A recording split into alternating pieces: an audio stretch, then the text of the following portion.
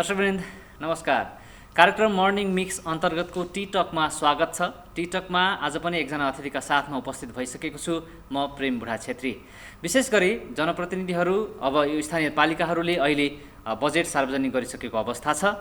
विकास निर्माणका गतिविधिका हिसाबले पनि हेर्दाखेरि जनप्रतिनिधिहरूको अब कार्यकाल 1 वर्ष बाँकी छ। यो 1 वर्षको कार्यकाल कसरी जनप्रतिनिधिहरूले बिताउँदैछन्, स्थानीय सरकारले कस्ता किसिमका कार्यक्रम समावेश गरेर बजेट ल्याएका छन् र पछिल्लो समयमा कोभिड नियन्त्रण र बाढी पहिरो विपदका नियन्त्रणका विषयमा पनि कस्ता क्रियाकलापहरू हुँदैछन्, तयारी गरिएका छन् भन्ने विषयमा कुराकानी गर्न गइरहेको छु आजको श्रृङ्खलामा। र मसँग कुराकानी गर्नका लागि आज बर्दियाको मधुवन नगरपालिकाका नगर प्रमुख गणेश बहादुर छेत्री कृष्ण हुनुहुन्छ। म कार्यक्रममा उहाँलाई स्वागत गर्न चाहन्छु। तपाईँलाई स्वागत छ मेरो सर। धन्यवाद। यहाँलाई पनि। अहिले आराम हुनुहुन्छ? आराम। पछिल्लो समय यो समय व्यस्तता कस्तो छ तपाईँको? अहिले त अब हाम्रो भर्खरै बजेटको यो आर्थिक वर्षको गत वर्षको हामीले कामको कुराहरूलाई समीक्षा गर्दै नयाँ 78-79 को बजेट निर्माण गर्ने प्रक्रियामा हामी व्यस्त नै छौँ। अहिले हामीले भर्खरै कोभिडको महामारीमा जुधिराखेका छौँ। यो विषम परिस्थितिमा अहिले बजेट र नीति निर्माण गर्ने कुराहरू हामी त्यस कुरामा नै अहिले स्थानीय जनप्रतिनिधिहरू समग्रमा बिजी नै छौँ। म पनि त्यसैमा बिजी छु। हिजो मधुवन नगरपालिकाले बजेट सार्वजनिक गरेको छ र अहिले समग्रमा बजेटका विषयमा हामी छलफल पछाडि पनि गरौँला। महामारी कोरोनाको यो महामारीका अवस्थामा तपाईँहरूको दैनिकी अझ बढी केसमा अलि बढी व्यस्त रह्यो पछिल्लो समय चाहिँ? अब हाम्रो विकास निर्माणलाई तीव्रता दिनेसँगै यो विश्वव्यापी कोभिडको दोस्रो लहर आइसकेपछि हामीले यसलाई नै कसरी यसलाई रोकथाम गर्ने र आम नागरिकहरूलाई योमा सतर्कता अपनाउनका निमित्त र नागरिकहरू पोजिटिभ भइसकेपछि कसरी स्वास्थ्य उपचार गर्ने भन्ने कुरामा नै चिन्तित भएर उहाँहरूलाई हामीले आफ्नै आइसोलेसनहरू निर्माण गर्ने, हामीले चेतनामूलक कार्यक्रमहरू गर्ने, स्वास्थ्य कर्मीहरूलाई त्यही अनुसार हाम्रो सबै ड्युटीहरूमा व्यवस्थापन गर्ने र आम बाहिरबाट आउने स्वदेश तथा विदेशबाट आउने नागरिकहरूका लागि व्यवस्थापन गर्ने र उहाँहरूको स्वास्थ्य अवस्था बुझ्ने र सम्बन्धित हाम्रा अस्पतालहरूमा पुग्ने र जनताको स्वास्थ्य अवस्था बुझ्ने र सकेसम्म उहाँहरूलाई सान्त्वना प्रदान गर्ने र यो कोभिड रोगबाट बच्नका निमित्त स्वास्थ्यका मापदण्डहरू पालना गर्नुपर्छ भन्ने यही खालको बिचमा हाम्रो धन्य यो 2 महिनाको पिरियड यसैमा दौडेर बित्यो। अब बजेटको कुराकानी गरौँ। हिजो मात्रै बजेट सार्वजनिक भएको छ। मधुवन नगरपालिकाले 82,81,91,003 रुपैयाँको बजेट हिजो सार्वजनिक गरेको छ। यो बजेटका प्राथमिकता के हुन्, के रहेछन्, के तपाईँहरूले समेट्नु भयो अहिले चाहिँ यो बजेटमा? आगामी आर्थिक विशेष गरी हामीले यो आर्थिक वर्षको बजेटमा आगामी आर्थिक वर्ष हामीले जुन काम गरेका थियौँ यो आगामी यस वर्षमा यसको समीक्षा गर्दै यो विश्वव्यापी कोभिड महामारी पर्यो र विपदहरू कतिखेर आइपर्छ भन्ने कुरा पनि हामीले आकलन गर्न नसक्ने भएको हुँदा विशेष गरी मानवको स्वास्थ्यको निमित्त पहिलो प्राथमिकता हो भनेर हामीले स्वास्थ्य क्षेत्र र शिक्षा, कृषि र पर्यटन यी सबै क्षेत्रलाई विशेष जोडेर भौतिक पूर्वाधार सहित हामी अगाडि बढेका छौँ। विशेष त अहिले हामीले स्वास्थ्य क्षेत्रलाई बढी फोकस गऱ्यौँ, शिक्षालाई फोकस गऱ्यौँ, कृषिलाई फोकस गऱ्यौँ र भौतिक निर्माणलाई सडकहरू विद्यालयहरूको निर्माणतर्फ फोकस गऱ्यौँ र केही पर्यटन क्षेत्रलाई समेट्ने गरी अहिलेको नीति कार्यक्रम र बजेट मधुवन नगरपालिकाले प्रस्तुत गरेको छ। यो शिक्षा क्षेत्र सँगसँगै तपाईँले स्वास्थ्य क्षेत्र पहिलो प्राथमिकता भन्नुभएको छ। स्वास्थ्य क्षेत्रमा कस्ता क्रियाकलापहरू हुने, कस्ता कामहरू हुने, कस्ता योजनाहरू? अहिले मधुवन नगरपालिकाले हामीले सबै वडामा शहरी स्वास्थ्य क्लिनिकहरू स्थापना गरेका छौँ र हामीले सङ्घीय सरकारको पनि अनुदान प्राप्त गरेर एउटा हामीलाई अहिले अस्पताल 10 बेडको अस्पताल निर्माण गर्ने हामीलाई बजेट स्रोत यो आर्थिक वर्ष हामीलाई 80 लाख मात्रै प्राप्त भएको थियो। धन्नै यसको टेन्डर भनेको 10 करोडभन्दा माथिको छ त्यो अस्पतालको र सङ्घीय सरकारको यो बजेटको हिसाबले हामीले यो अस्पताल तत्काल सम्पन्न गर्न सक्ने स्थिति देखेनौँ र मधुवन नगरपालिकाले आफ्नै लगानीमा मलाई लाग्छ 5 नम्बर प्रदेशमै मधुवन नगरपालिका पहिलो नगरपालिका हो। 6 करोड 23 लाख रुपियाँमा हामीले हाम्रो भूगोल क्षेत्र हेरेर सबैलाई प्याक पर्ने गरी 6 करोड 23 लाखमा आफैले अस्पताल सम्पूर्ण खर्च स्थानीय सरकारले बिहोर्ने गरी टेन्डर प्रक्रिया गरेर निर्माणको प्रक्रिया यही अहिलेको यो आर्थिक वर्षबाट सुरु हुने गरी हामी काम अगाडि बढाएका छौँ। त्यसको निमित्त हामीले 2 करोड 25 लाख, गत वर्ष 1 करोड र यो अहिले 1 करोड 25 2 करोड 25 लाख यो आर्थिक वर्ष अब आउने 78-79 खर्च हुने गरी हामीले काम अगाडि बढाएका छौँ र स्वास्थ्य क्षेत्रलाई चाहिँ अहिले पनि यो कोभिडको विपद अझै जोखिम र बढ्न सक्ने सम्भावना आकलन गर्दै मधुवन नगरपालिकाले धन्नै हामीले 80 देखि 100 बेडको आइसोलेसन भवनहरूको हामी निर्माणको अन्तिम चरणमा छौँ। त्यो आवश्यक पर्यो भने भोलि हाम्रो नागरिकलाई त्यहाँ लगेर उपचार गर्ने र त्यो व्यवस्थापन गर्नका निमित्त हामीले करोडौँ रुपियाँ खर्च गरेर त्यो भवन अन्तिम चरणमा पुगेर हामी पूर्व तयारीमा पनि बसिरहेका छौँ।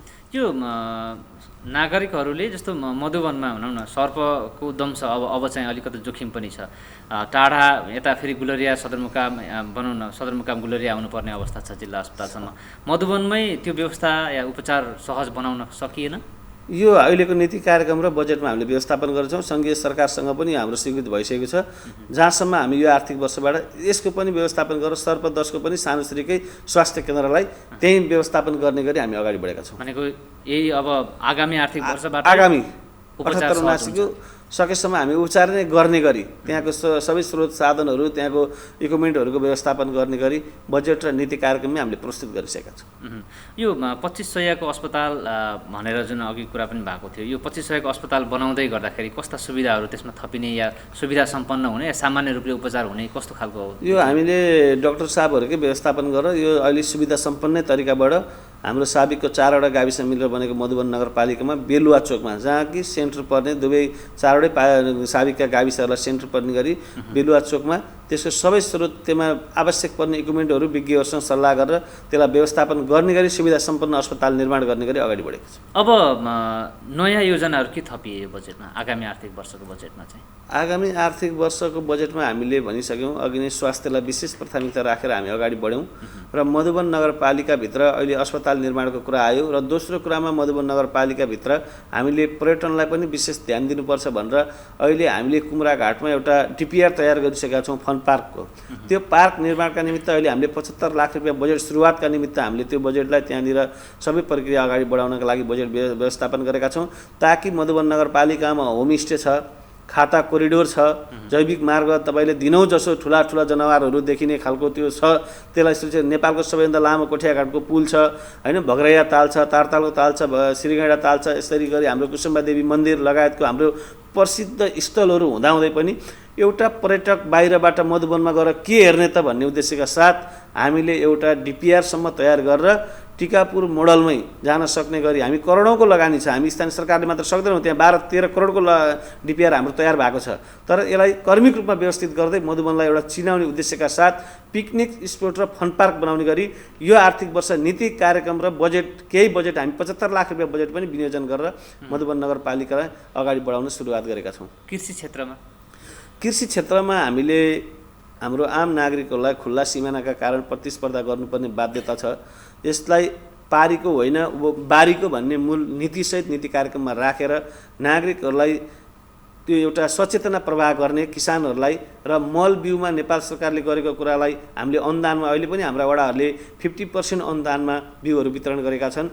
यो वर्ष पनि आगामी वर्षलाई पनि हामीले लगभग 36 लाख बराबरको बिउहरू खरिद गरी किसानहरूलाई आधा मूल्यमा सहुलियत मूल्यमा प्रदान गर्ने गरी अगाडि बढाएका छौँ।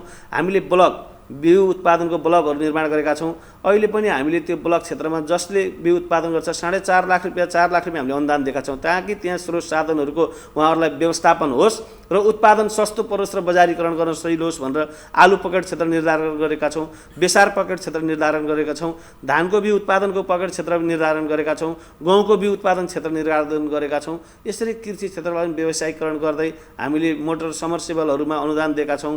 विभिन्न खोर सुधार, गोड सुधार यस्तो खालको कार्यक्रमहरू घरमै खोरमै पुगेर सेवा प्रवाह गर्ने कल सेन्टरहरू स्थापना गरेका छौँ हाम्रो पशु शाखा कृषि शाखामा।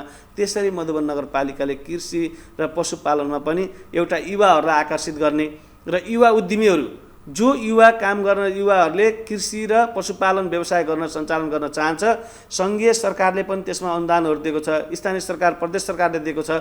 र हामीले एउटा के सोच गत वर्ष नै राख्यौँ र केही युवाहरूले मात्र प्रपोजल गर्नुभएको छ। यो आर्थिक वर्ष मैले नीति कार्यक्रममा स्पष्ट पारेको छु, यदि वैदेशिकबाट फर्केर आएका युवाहरू तथा यहीँ हाम्रो गाउँघरमा हुनुभएका हाम्रो नगरमा हुने युवाहरूलाई यदि उहाँहरूले व्यवसाय गर्न चाहनुहुन्छ र उहाँहरूले कृषि कर्जा पशुपालन कर्जा ब्याङ्कबाट उपलब्ध लिनुभएको छ भने उहाँहरूले त्यो 3% र 5% लाग्ने कर्जाको सम्पूर्ण ब्याज हामी नगरपालिकाले तिर्दिन्छौँ।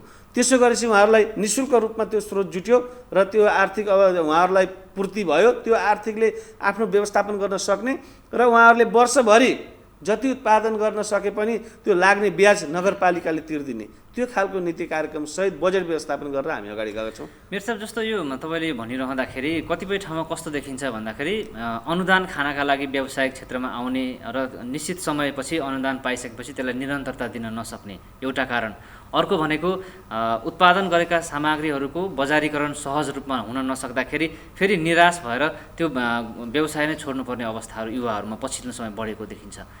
तपाईँहरूले भने जस्तै गरेर बजेट विनियोजन गरिरहँदाखेरि यी कुराहरू जो दीर्घकालीन रूपमा असर पार्ने कुराहरूलाई चाहिँ कतिको ध्यान दिनुभएको छ तपाईँहरूले? त्यसैलाई मध्यनजर गर्दै हामीले कृषिमा लगानी गर्नु, तरकारी खेतीमा लगानी गर्नु र हामीले सहुलियत दिनु भनेको बजार हाम्रो खुल्ला सिमानाले असर गर्ने भारतीय हाम्रो छिमेकी राष्ट्र ठुलो राष्ट्र उसको उत्पादनमा त्यहाँको किसानलाई कृषिमा धेरै सब्सिडीहरू प्रदान हुने भएको हुँदा उनीहरूले सस्तो मूल्यमा पनि बेच्न सक्ने र हाम्रो किसानहरूलाई यहाँ महँगो पानीदेखि लिएर बिउदेखि लिएर मलदेखि लिएर महँगो पर्ने हुँदा हाम्रो स्थानीय सरकारले ती कुरामा अनुदान दिन सक्यो, त्यसमा सब्सिडी प्रदान गर्न सक्यो भने किसानहरूलाई चाहिँ त्यो सस्तो लागतमा उत्पादन हुने र अन्तर्राष्ट्रिय बजार अथवा स्थानीय बजारहरूमा प्रतिस्पर्धा गर्न सकुन् भन्ने उद्देश्यका साथ त्यो बजारको समस्यालाई नै मध्यनजर गरेर हामीले अनुदानहरू सब्सिडीहरू प्रदान गरेको।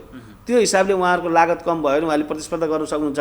अहिले नगरपालिकाहरूले हाम्रो सिजनमा उत्पादन हुने कुनै पनि वस्तुहरूलाई भण्डारण गर्नका निमित्त अहिले हाम्रो त्यहाँ मधुबन नगरपालिकाभित्र शीत भण्डार पनि सानो किसान सानो श्री मार्फत प्रदेश सरकारको सहयोगमा त्यहाँ हामीले अहिले काम सुरुवात भइराखेको छ।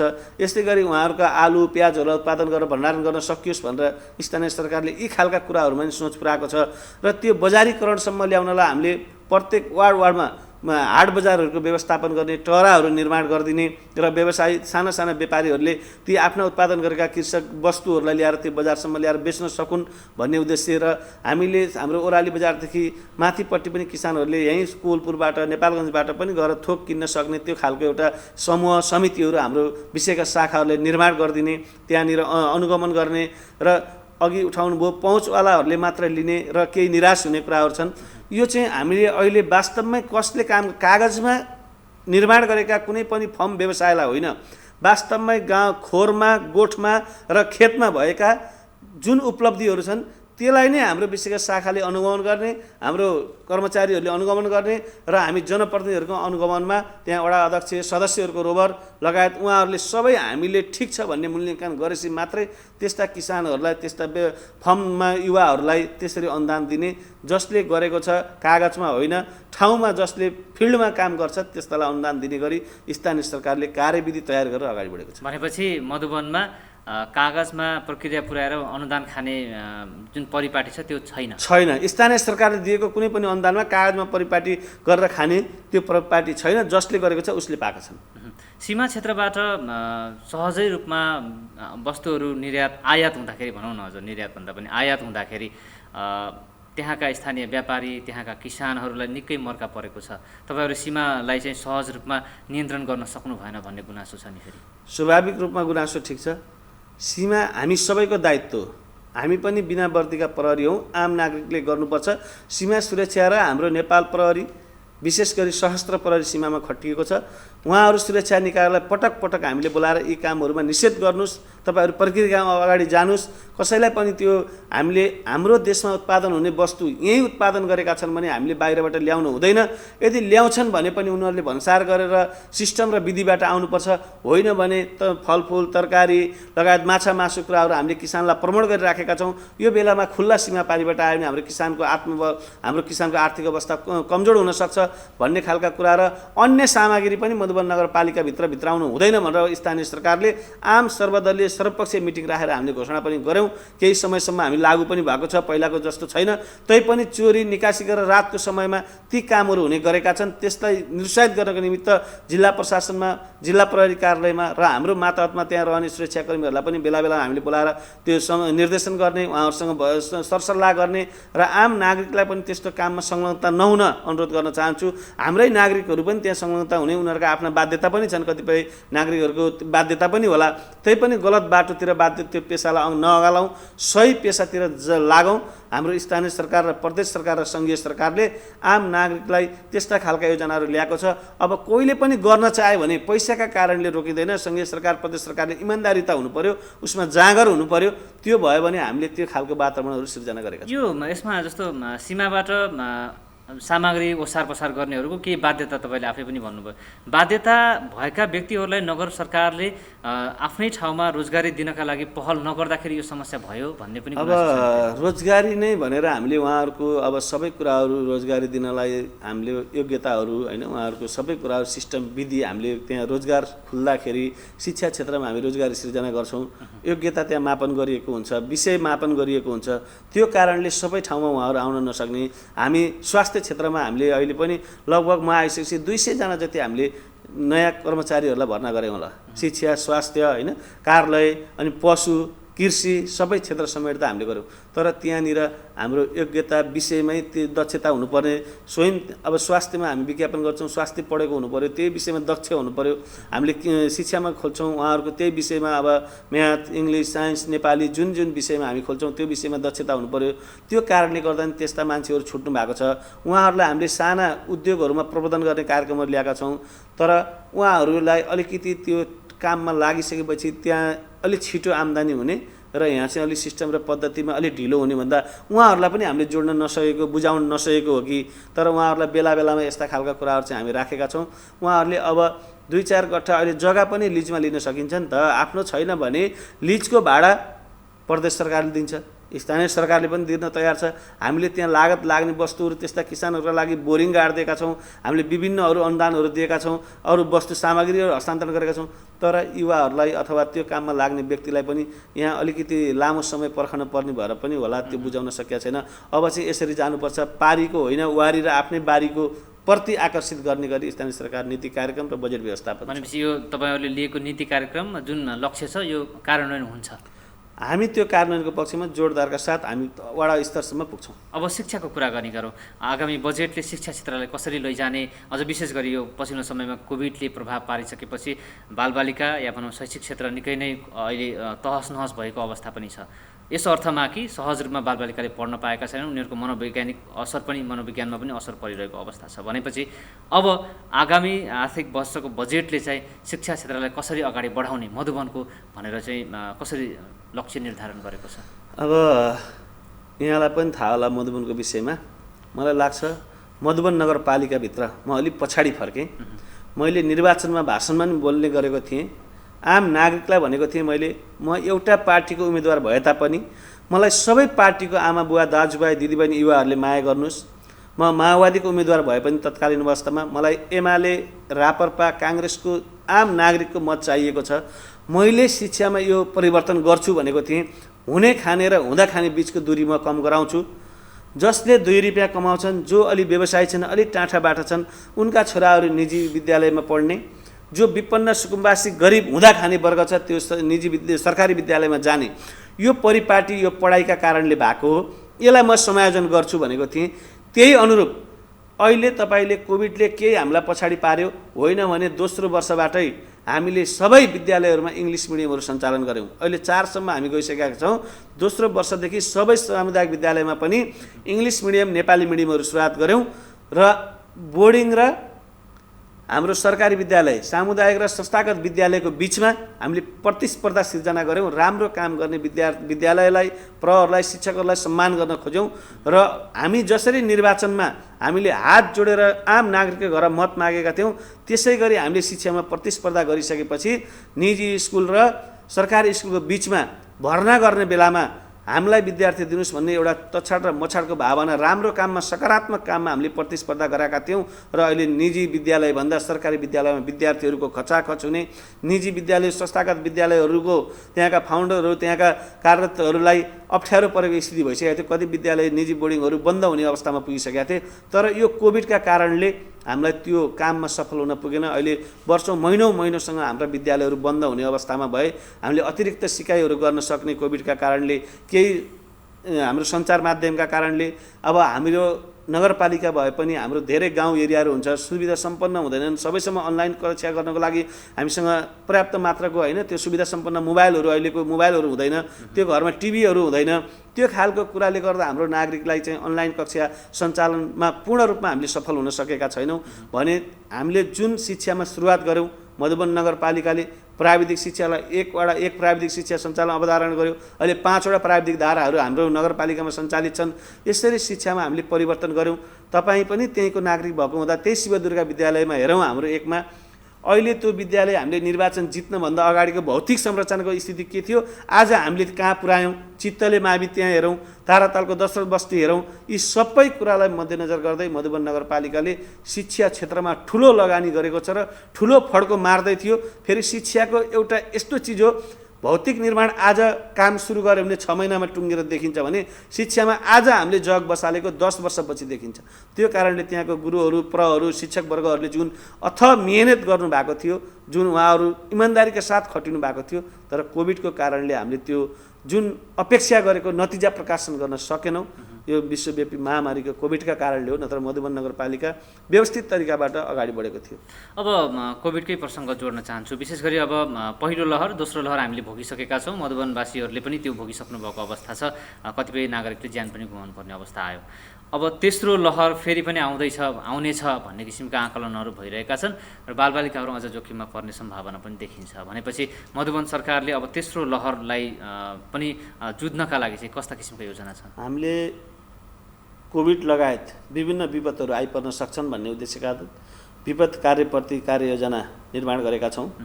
हामीले सबै सरकारवाला निकायहरूसँग केही समय अगाडि मात्रै पनि राखेर हामी छलफल गऱ्यौँ।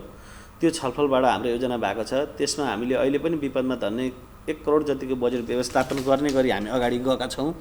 अब यसको निमित्त तेस्रो पनि कोभिड आउन सक्ने सम्भावनालाई मध्यनजर गर्दै मधुवन नगरपालिकाले हामीले यसको निमित्त त्यो अस्पताल निर्माणलाई तीव्रता दियौँ। अहिले भर्खरै हामी धन्ने 100 बेडको आइसोलेसन निर्माण गर्दैछौँ।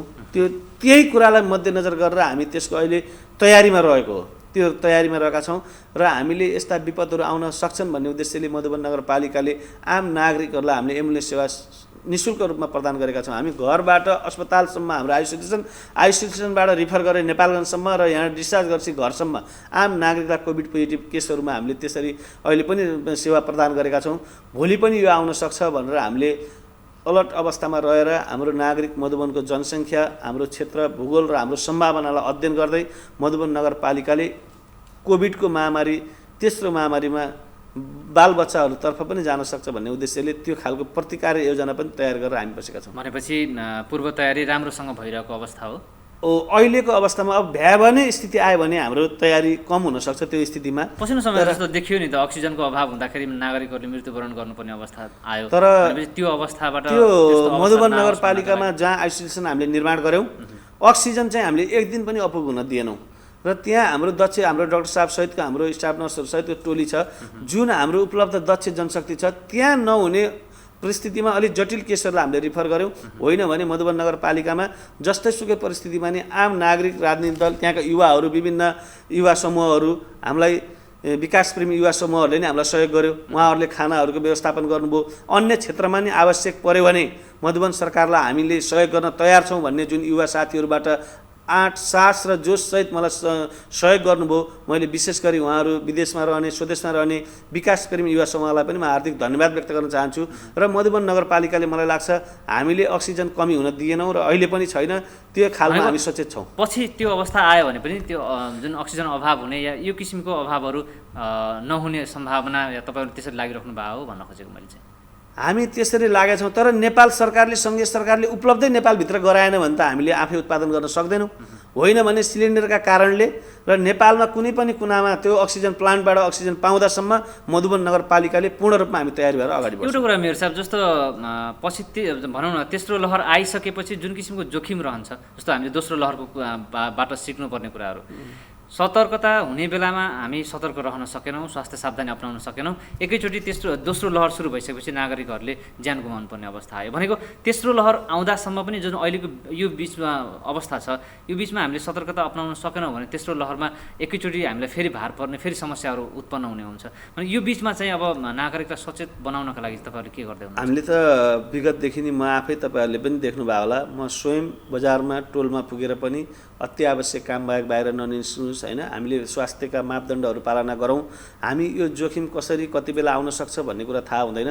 त्यो कारणले अहिले चाहिँ हामीले शिक्षक साथीहरूलाई पनि यो कुराहरूको ओरिएन्टेसन गरेका छौँ।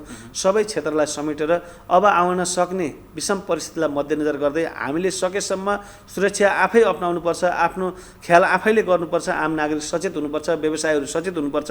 केही बाध्यता भए पनि पहिला बाँचेपछि भोलि केही गर्न सकिन्छ भन्ने उद्देश्यका साथ यो तेस्रो लहरको लागि हामीले सूचनामूलक कार्यक्रमहरू र केही स्वास्थ्यका हामीले मापदण्डहरू पालना गर्ने, केही अति आवश्यक स्वास्थ्य सामग्रीहरू हामी स्टकमा रहने गरी पनि हामीले पूर्व तयारी गरेर बसेका छौँ। यहाँहरूले देख्नु भएको छ, म प्राय मेरो मधुबन नगरवासीहरूलाई त्यहाँबाट रिफर गरेका केसहरूमा कोलपुर मेडिकल कलेज होस् होइन, नेपालगञ्ज नर्सिङ होम होस्, भेरी हस्पिटल होस्, कहीँ पनि मैले 1-2 दिन बिराएरमा आउने, उहाँहरूलाई हौसला प्रदान गर्ने खालका कामहरू म स्वयं आफै गरेको थिएँ भने अब तेस्रो लहर आउनबाट बच्नका निमित्त आम मधुबनवासीहरूलाई, आम नेपाली दाजुभाइ आमा बुवा दिदीबहिनीहरूलाई यो सचेत रही स्वास्थ्यका मापदण्डहरू पालना गर्ने र आफ्नो सुरक्षाको निमित्त आफू पनि होसियार रहन म अनुरोध गर्छु। अब बाढी विपदका कुराकानी गरौँ। अहिले चाहिँ अब असार लागिसकेपछि फेरि अब बाढी विपदको जोखिम या भनौँ बर्खा लागिसकेपछि बाढी विपदको जोखिम छ। मधुबन नगरपालिका 1-2 वडाहरू चाहिँ अझ बढी जोखिममा छन् डुबानको समस्याबाट। अब तपाईँहरूको पूर्व तयारी के छ यो विषयमा? मैले अघि पनि राखिसकेँ, हामीहरू पूर्व तयारीमा छौँ। हामीलाई आवश्यक पर्ने सुरक्षा सामग्रीहरू खरिदको निमित्त हामीले प्रक्रिया अगाडि बढाइसकेका छौँ। सुरक्षा निकायका साथीहरूसँग छलफल गरेका छौँ। रेड क्रस त्यहाँको स्थानीयवासी, त्यहाँको राजनीतिक दलसँग हामीले केही दिन अगाडि मात्रै एउटा अन्तर्क्रिया मिटिङ राखेका छौँ। त्यो मिटिङद्वारा हामीलाई पर्न सक्ने र हामीलाई 71 को बाढी र 74 को बाढीबाट हामीले सिकेका पाठहरूलाई मध्यनजर गर्दै हाम्रो मधुबन नगरपालिकाको कुन भेगमा कहाँनिर हाम्रो सुरक्षित नागरिकहरूलाई राख्न सकिन्छ, त्यो स्थिति आयो भने कुन कुन विद्यालयमा राख्न सकिन्छ, कुन कुन खाली फिल्डहरूमा हामी प्रयोग गर्न सक्छौँ, कहाँ कहाँ उच्च स्थानहरू छन्, त्यसको हाम्रो त्यो प्रतिकार योजनामै हामीले टिपोट गरेर हाम्रो त्यो शाखामा छ, विपद शाखामा, र त्यही अनुसार हामी तयारी भएका छौँ। आवश्यक खाद्यान्नहरू त्यस्तो परिस्थिति भयावह स्थिति आयो भने हामी कति के जो गर्न सक्ने, यी सबैको योजना बनाएर नगरपालिका सुरक्षा निकायसँग समन्वय गरेर हामीले त्यहाँ आवश्यक पर्ने डोरी, ट्युबहरू, डुङ्गाहरू, त्यस्तो खालको कुरालाई पनि मध्यनजर गर्दै अहिले चाहिँ हामी त्यो स्थितिमा हामी चाहिँ पूर्व तयारीको स्थितिमा बसेका छौँ। भनेपछि यो त तपाईँको पूर्व तयारीको कुरा रह्यो। जस्तो यो बाढी विपदबाट नागरिकलाई जोगाउनका लागि पूर्व सूचना प्रणालीलाई अझ प्रभावकारी बनाउने विषयमा चाहिँ तपाईँहरूको सोच? पूर्व सूचना प्रणाली चाहिँ अब हाम्रो जिल्ला स्तरबाट पनि भएको छ होइन, चेपाङहरूमा लगायत त्यो हाम्रो ओराई नदीमा त्यो अहिले छैन। त्यसलाई चाहिँ हामी कसरी त्यो पूर्व सूचना प्रणाली जडान गर्न सकिन्छ भन्ने कुरामा राष्ट्रिय निकुञ्जसँग हामी छलफल गर्दैछौँ। यसलाई चाहिँ अहिले त्यो गर्न सक्यो भने त्यो चाहिँ एउटा खरे खोला जस्तो छ होइन, कतिखेर 2 घण्टा पानी भरेर आउँछ फेरि जान्छ। उता कर्णाली नदीको चाहिँ सूचना प्रणालीहरू छ होइन, सूचना माध्यमहरू एसएमएस माध्यमबाट नै आइहाल्छ। एउटा हामीलाई समस्या त्यहाँको खरे खोला ओराई नदीको कारणले अलिकति समस्या छ, त्यसको लागि पनि हामीले चाहिँ सूचना प्रणालीमा जोडिनको लागि निकुञ्जसँग त्यहाँको वार्डन साहबहरूसँग छलफल गरेर अगाडि बढ्ने तयारीमा अस्ति निर्णयहरू भएको छ। सिडिओ साहबहरूलाई पनि अनुरोध गर्ने त्यो विषयमा जडान गर्नको निमित्त हामी सरकारवाला निकायहरू लाग्ने गरी हामी चाहिँ अस्ति निर्णय गरेका छौँ। अब तपाईँहरूको यो कार्यकालको अन्तिम वर्ष चल्दैछ, तपाईँहरूले अगाडि 4 वर्ष बिताइसक्नु भएको अवस्था छ। यो 4 वर्षको अवधिमा नागरिकहरूलाई सन्तुष्ट बनाए जस्तो लाग्छ तपाईँलाई? अब सबै नागरिक त अब एउटै घर परिवारको व्यक्तिलाई त मान्छेले सन्तुष्ट गर्न सक्दैन। आफ्नो घर परिवार, आफ्नै आमा बुवाको सन्तान, एउटै आमा बाउको हामी छोराछोरीहरू त चित्त नबुझेर अलग अलग हुने परिस्थिति आउँछ भने हामी मधुबन नगरपालिकामा 58,000 मान्छे छौँ। 58,000 को चित्त बुझाउनु त भगवान्ले पनि सक्दैन, म त एउटा मान्छे हो।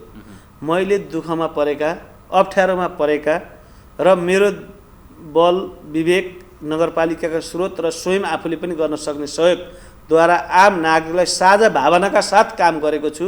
अधिकतम नागरिक मधुबनको जुन नागरिकहरू हुनुहुन्छ, जुन मलाई माया गर्नुभएको छ, मलाई विश्वास गर्नुभएको छ, विश्वास गरेर यो ठाउँमा ल्याइदिनु भयो। म त्यहाँ स्वतन्त्रता उम्मेदवार होइन, सबै पार्टीका दलहरू छन्, सबैले केही मतहरू प्राप्त गर्नुभएको छ, तर जुन मलाई अठोट माया र विश्वास गर्नुभयो र जो नगरवासी आमा बुवा दाजुभाइ दिदीबहिनीहरूको इच्छामा छ, अधिकांश मान्छेको मैले मन जितेको छु, जित्ने छु। तपाईँहरूको दुःख सुखमा आज पनि साथमा छु, भोलि यो पदमा रहे पनि नरहे पनि तपाईँहरूको साथ सहयोग र तपाईँहरूको माया ममा रहिरहनेछ, मेरो सहयोग तपाईँहरूमा रहिरहनेछ। मैले त्यो खालको मन चाहिँ जितेको छु भन्ने मलाई विश्वास लाग्छ। तपाईँले यो भनिरहँदाखेरि त्यहाँका आमा बुवाहरू, कतिपय परिवारहरू निकै पीडामा यस अर्थमा छन् कि लागु औषधका कारणले गर्दाखेरि मधुबन नगरपालिकामा निकै समस्या भइरहेको छ। तपाईँले सुखद अनुभूति गरिरहँदाखेरि ती परिवार जसले लागु औषधका कारणले आफ्नो परिवारमा थुप्रै किसिमका क्षति बिहोर्नु परेको छ, यो लागु औषधको समस्या किन समाधान हुन सकेन? अब यो एक्चुअली तपाईँले पनि त्यहाँ हामीसँग कार्यक्रम चलाउनु भएको थियो होइन। विशेष गरी त मैले पहिलो खुड्किला आफ्नो घर परिवार पाठशाला भनेको आमा बुवा घर परिवारले रेखदेख गर्न नसक्नुको कारण हो, त्यो प्रति सचेत हुनुपर्छ।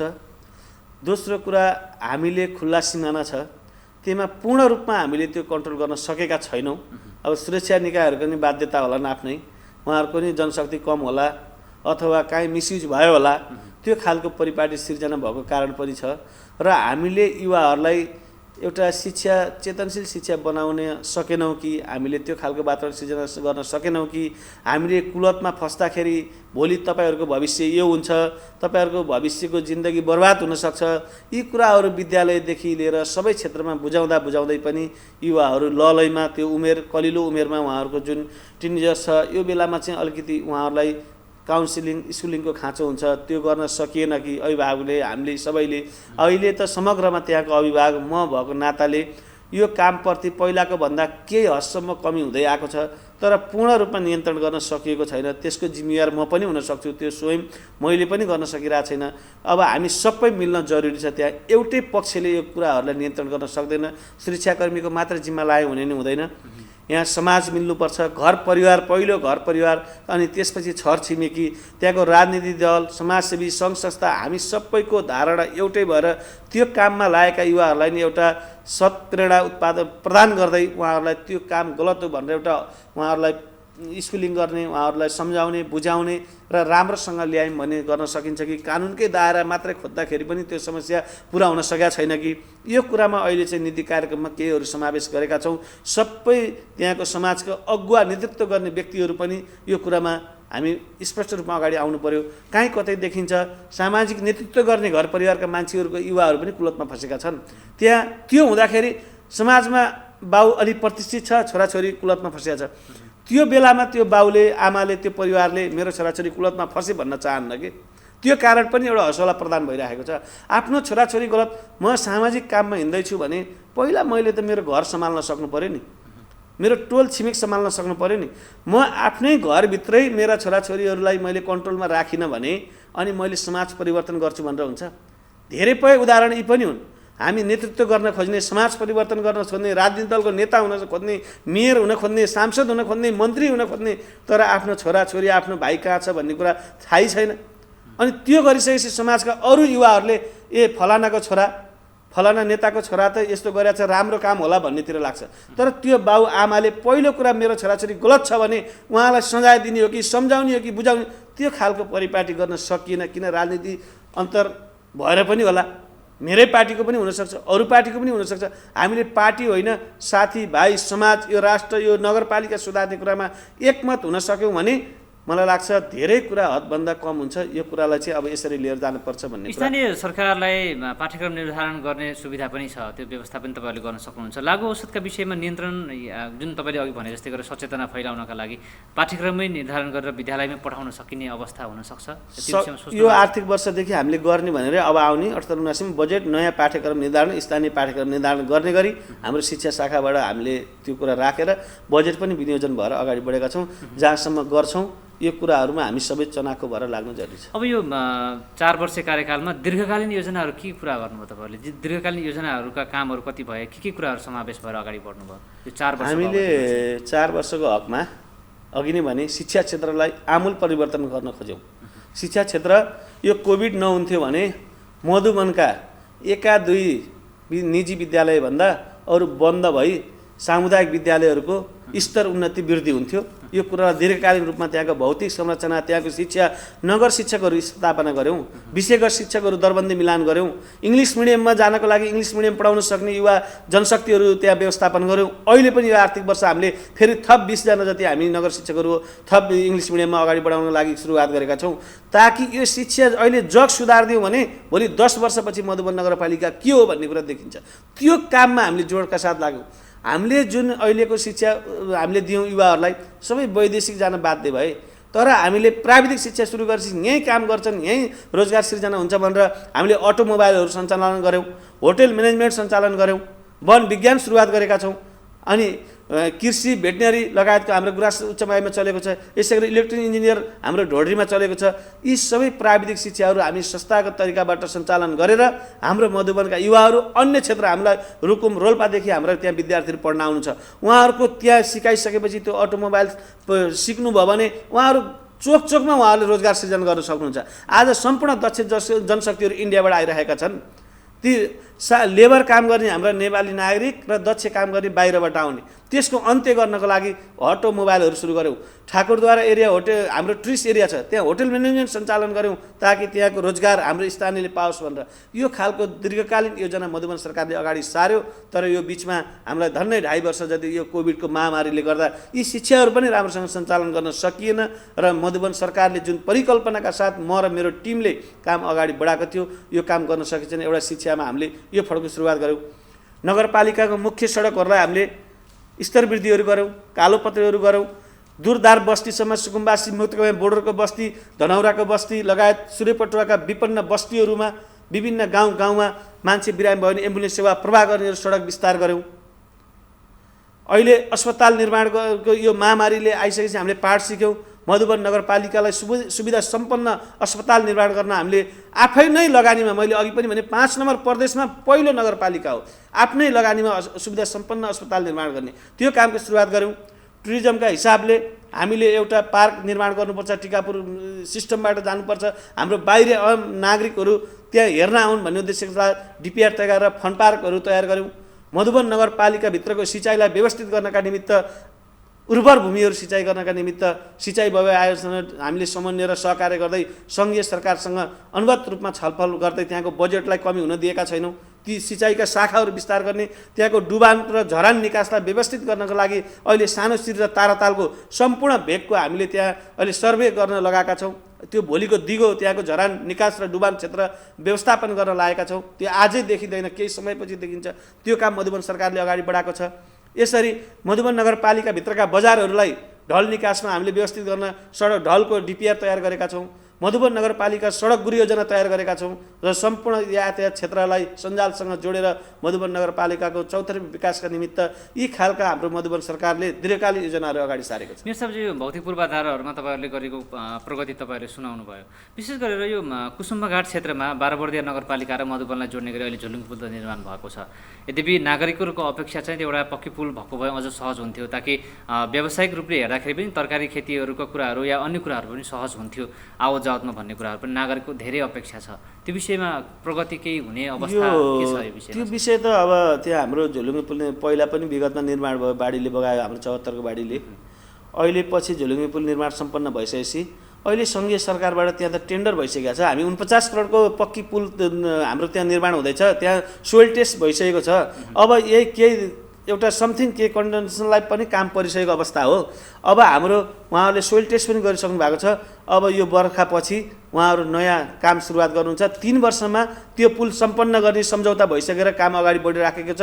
हाम्रो आम 12 बर्दिया नगरपालिका र मधुबन नगरपालिकाको नागरिकलाई र हामी सम्पूर्णलाई सहज हुने गरी त्यहाँ पुल निर्माण हुँदैछ, त्यो काम अगाडि बढिसकेको छ। अब बाँकी तपाईँको 1 वर्ष, अब यो भनौँ न 1 वर्ष कार्यकाललाई थोरै योजनाबद्ध रूपमा कसरी जाने, यो कार्यकाललाई कसरी लिनुभएको छ तपाईँले?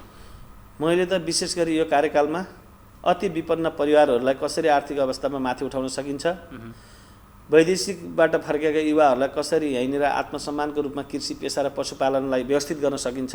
मधुबन नगरपालिका अहिले ठुला कल कारखाना उद्योग धन्दा सञ्चालन गरेर हामीले रोजगार सृजना गर्न सक्दैनौँ। अहिले कृषि र पशुपालन व्यवसायहरूलाई व्यवस्थित र सम्मानित पेसाको रूपमा अगाडि बढाउनु पर्छ भन्ने उद्देश्यका साथ अगाडि बढाएका छौँ। विशेष गरी शिक्षालाई नै हामीले गुणस्तरयुक्त शिक्षा उत्पादन बढाउनु पर्छ भनेर अगाडि बढेका छौँ। समग्र क्षेत्रलाई समेटेर मधुबन नगरपालिकाभित्रका आम नागरिकहरूको जीवनस्तर उकास्ने र विपन्न परिवारहरूलाई केही सहायता गर्नुपर्छ। उहाँहरूको कतिको आवास पनि पानी चुहिने अवस्थामा छ, उहाँहरूको त्यस्तालाई छानाहरूको व्यवस्थापन गर्नुपर्छ। सबै नागरिकको दुःख सुखमा साथ लिएर यहाँको जुन 4 वर्षमा हामीले एउटा नगरस्तरीय गौरवका आयोजनाहरू छन् तिनलाई सम्पन्न गर्ने, कर्मिक रूपमा अगाडि बढाउँदै लिएर जाने र एउटा मधुबन नगरपालिका सुखी र समृद्ध नगरपालिका बनाउने कुरामा यो 1 वर्षभित्र मेरो ध्यान केन्द्रित हुनेछ।